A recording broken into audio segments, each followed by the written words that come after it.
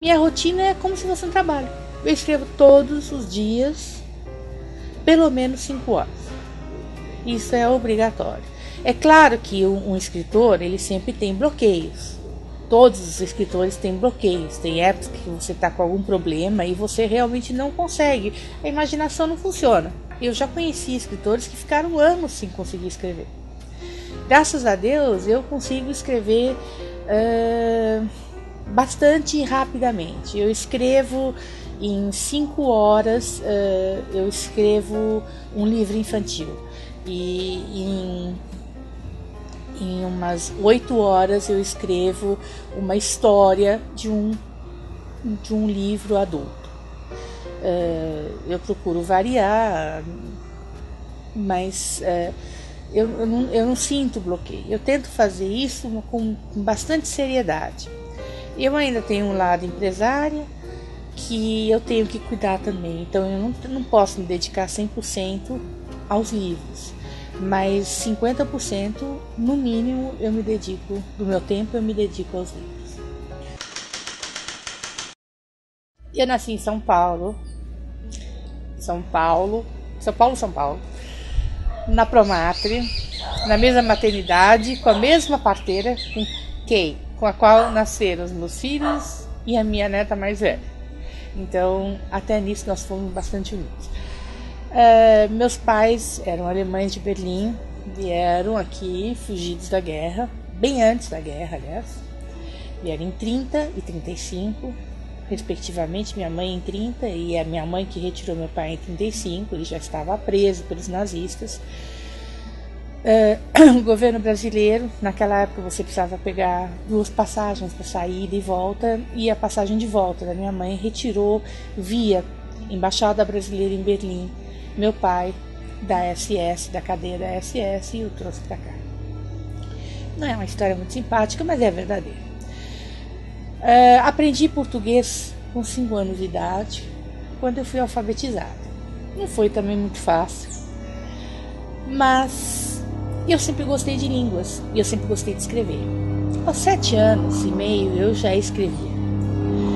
Eu já escrevia porque na minha casa se lia muito, era um hábito a leitura.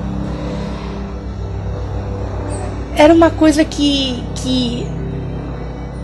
na minha casa era obrigado a se ter cultura. A falta de cultura era uma coisa como se fosse pecaminosa. Por exemplo, vou dar um exemplo. Uma vez eu estava voltando do meu curso de História da Arte na FAAP, eu tinha 15 anos, eu me formei lá, estava me formando lá, e meu pai me perguntou quem era Einstein. E eu disse que não sabia. Ele não teve dúvida, falou: quem não sabe quem é Einstein, não anda no meu carro, pode ir a pé para casa. Abriu a porta. Eu saí, eram 7h30 da noite, naquela época, claro que não havia tantos assaltos, eu fui a pé para casa. Eu cheguei em casa, meu pai estava esperando na porta e falou assim: você tem exatamente 10 minutos para achar na enciclopédia quem foi Einstein e me dar todo o histórico. Então, a minha educação foi muito rígida.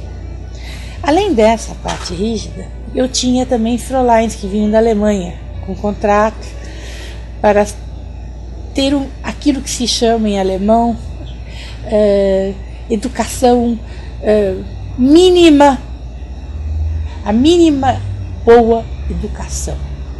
Eu não sei traduzir isso direitinho em português até hoje, mas enfim, queria dizer, você ser uma pessoa minimamente culta, você era obrigado a ler, era obrigado a estudar, era obrigado a falar línguas, era obrigado a ser gentil, era obrigado até a fazer aquela dobradura do joelho quando cumprimentava as pessoas em sinal de respeito. Ou seja, a minha educação foi extremamente rígida. Entretanto, eu sempre gostei de escrever. Eu sempre tive muita imaginação, meu pai contava muitas histórias para mim, de Grimm, Andersen, as suecas, as alemãs, Maxim Peta, que são histórias que nem se conhece aqui.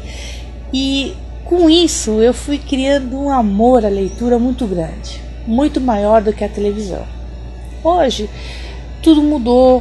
Hoje nós temos Orkut, hoje nós temos computador, jogos de computador. Quer dizer, a educação mudou completamente. Mas mesmo assim, a cultura perdura. Eu aprendi inglês porque meus pais, quando queriam falar de mim, falavam em inglês. E eu ficava muito irritada com isso.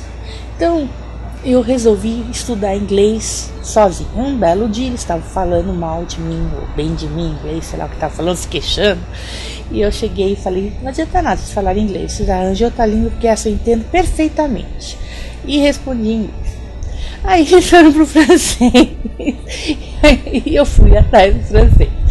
Depois era para estudar no Sion. Eu achava que era Espera Marisa, não queria, fui estudar no Dante. Fiz vestibular, paguei com a minha mesada, tirei 10 em inglês, 10 em português, entrei no clássico no Dante. E quando chegou a época de começar o Sion, meu pai falou, está na hora de... O que você precisa de uniforme do Sion? Eu falei, pai, eu estou estudando no Dante. Eu me matriculei no Dante, já fiz exame, já passei, paguei com a minha mesadinha, de modo que eu não sou aluna do Sion. Ele ficou louco da vida, mas ele, de uma certa forma, admirou a minha iniciativa e deixou eu ir. Fui para o Dante, aprendi italiano, depois aprendi espanhol, viajando muito. E assim foi indo a minha vida. As coisas, de uma certa forma, iam acontecendo. Eu fui empresária, infelizmente não deu certo, mas mesmo assim, eu aprendi muito, aprendi a conhecer as pessoas um pouco, ainda erro muito, mas aprendi basicamente que a gente tem que lutar muito pelo que a gente quer. E eu sempre quis escrever, então eu luto para escrever.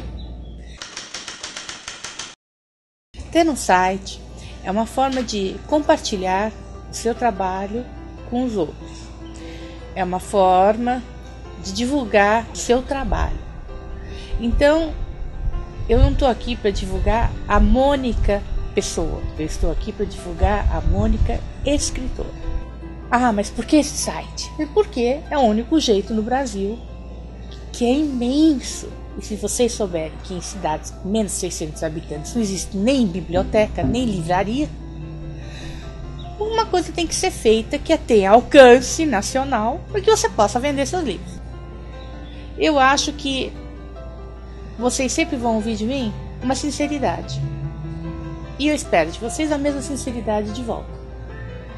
Critiquem, porque crítica positiva, criativa é ótimo. E ninguém é obrigado a gostar de mim. Quem gostar, vou ficar super feliz. Quem não gostar, eu lamento ter tomado seu tempo. Mas eu espero que gostem, eu espero que tenham interesse pelo menos em saber o que está escrito nos meus livros, porque tem um monte de segredinhos que eu não vou contar. E eu espero que gostem dos próximos também, porque eu tenho mais 14 prontos que eu não posso editar ainda enquanto eu não conseguir a divulgação que eu preciso. Tô triste. Acabou o nosso primeiro programa. Mas tô feliz, porque ele se realizou. Agora eu conto com a sua presença, com você, internauta, para que a gente possa sempre trocar ideias, que vocês entrem e deixem suas mensagens para que eu possa responder e aprender mais sobre vocês. Um beijo, espero vocês aqui e até a próxima.